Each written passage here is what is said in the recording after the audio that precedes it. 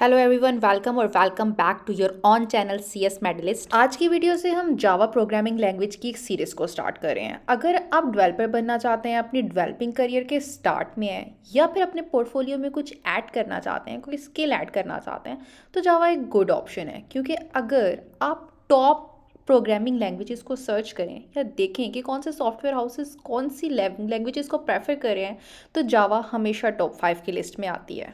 वैसे तो ये टोटली आपकी चॉइस है कि आप कौन सी लैंग्वेज को एज अ कोर लर्न करें, कौन सी लैंग्वेज को as a your first language learn करें। लेकिन जावा इंटरप्राइज मार्केट में यूज़ होने वाली मोस्टली प्रेफर्ड लैंग्वेज है। इसके अलावा मोबाइल एप्लीकेशन, वेब डेवलपमेंट सब में इसकी एक इम्पॉर्टेंस है।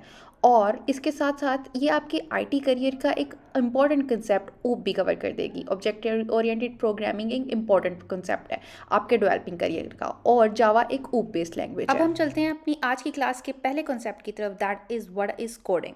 कोडिंग कंप्यूटर को ये बताने का तरीका होता है कि कौन सा एक्शन परफॉर्म करना है, कौन सा एक्शन पहले परफॉर्म करना है, कौन सा एक्शन बाद में परफॉर्म करना है, कौन सा एक्शन ऑन करना है, कौन सा एक्शन ऑफ करना है, और कौन से एक्शन की ड्यूरेशन कितनी होगी। इसके लिए लिखते हैं हम एक प्रोग्राम, और प्रोग्राम होती हैं set of instructions. In set of instructions के अकॉर्डिंग कंप्यूटर अपने अंदर कुछ स्विचेस को ऑन करता है और कुछ को ऑफ करता है।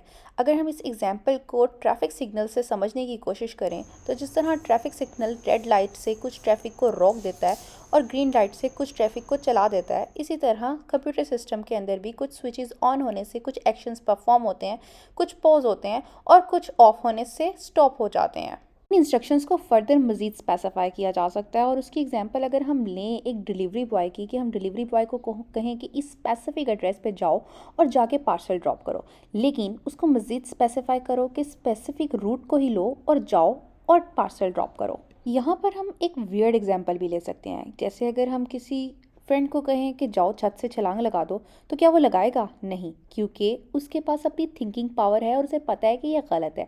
लेकिन कंप्यूटर सिस्टम का मामला अलग है, उसको हम जो भी इंस्ट्रक्शन देंगे वो करेगा। और यहाँ आता है कंसेप्ट लॉजिक बिल्डिंग का, कि बीइंग अ डेवलपर हम ऑप्टिमाइज वे में किस तरह से कोड लिखें कि कंप्यूटर अपनी एफिशिएंसी को डिस्ट्रॉय ना करे। और इस कंसेप्ट को हम एक सेपरेट डिटेल ट्यूटोरियल में कवर करेंगे।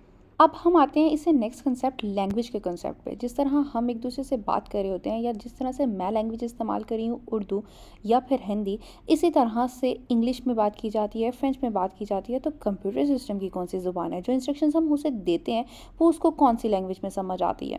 तो कंप्यूटर की अपनी लैंग्वेज होती है बाइनरी लैंग्वेज, 0-1 की फॉर्म में, जिसके फर्दर कॉन्सेप्ट्स हैं low level language, high level language.